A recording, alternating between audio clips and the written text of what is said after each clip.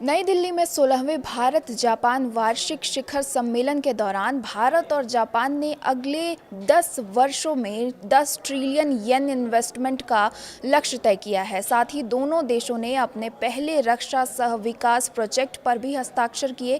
Biogas पहल और Indo Pacific क्षेत्र में रणनीतिक सहयोग बढ़ाने पर भी महत्वपूर्ण फैसले लिए गए। पूरी खबर विस्तार से आपको बताएंगे। नमस्कार, आप देख रहे हैं न्यूज़ 18 का डिजिटल प्लेटफॉर्म और मैं हूं आपके साथ रश्मि शंकर।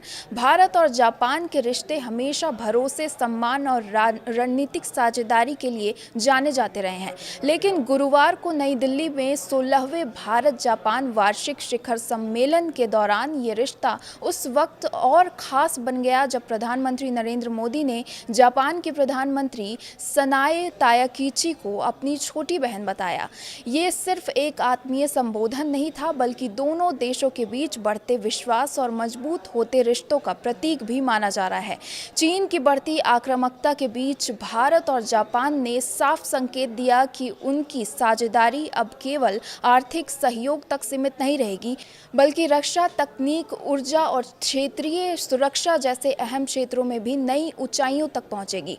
शिखर वार्ता के बाद दोनों नेताओं ने संयुक्त प्रेस कॉन्फ्रेंस में कई बड़े फैसलों का ऐलान किया। प्रधानमंत्री नरेंद्र मोदी ने कहा कि सनाए तायाकीची की भारत यात्रा दोनों देशों के संबंधों में नया अध्याय लिख रही है। 16वें भारत जापान वार्षिक शिखर सम्मेलन में दोनों देशों ने रणनीतिक साझेदारी को और मजबूत बनाने पर सहमति जताई।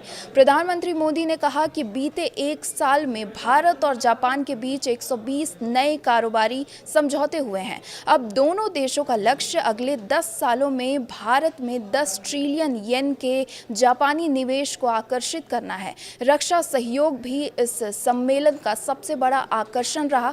भारत और जापान ने अपने पहले रक्षा सह विकास यानी डिफेंस को डेवलपमेंट प्रोजेक्ट पर साइन किए। इसके तहत दोनों देश संयुक्त रूप से रक्षा तकनीकों का विकास करेंगे।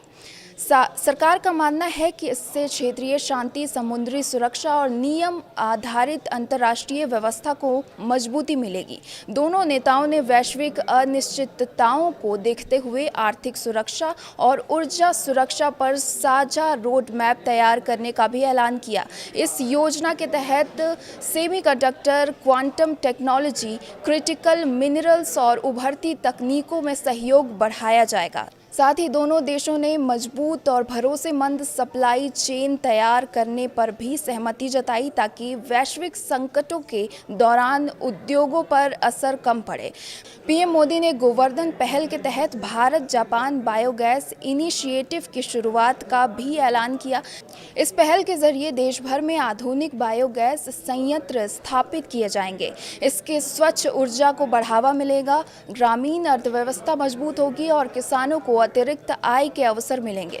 जापान की तकनीकी विशेषता और भारत की ग्रामीण क्षमता को जोड़ने की दिशा में इसे बड़ा कदम माना जा रहा है। दोनों देशों ने स्पष्ट किया कि वे मुक्त, खुले और नियम आधारित इंडो पैसिफिक क्षेत्र के पक्षधर हैं और समुद्र सुरक्षा, क्षेत्रीय स्थिरता और अंतर्राष्ट्रीय कानूनों के सम्मान को लेकर दोनों नेताओं ने साझा प्रतिबद्धता दोहराई।